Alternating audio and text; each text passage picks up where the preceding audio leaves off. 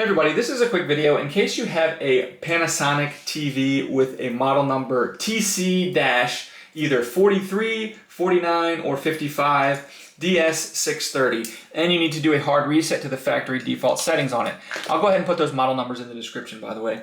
Anyways, there's two ways to do this. You can do this via the setup menu or via the physical buttons. I'll talk about both in a second. But first of all, there's two reasons you might want to do this. The first one is troubleshooting. If this TV is not connecting or not working or not responding, etc., a hard reset can fix a lot of these issues.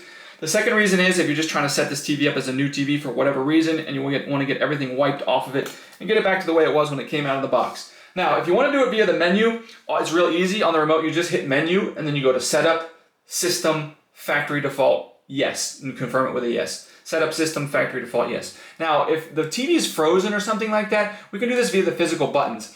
All we need to do is make sure that the TV is turned on, and we're going to need to have the TV and the remote, because we're going to come and find the volume down button on the TV and the menu button on the remote, which is just below the power button on the left side. And we're going to press and hold both of those buttons, volume down and menu button on the controller, for more than 5 seconds.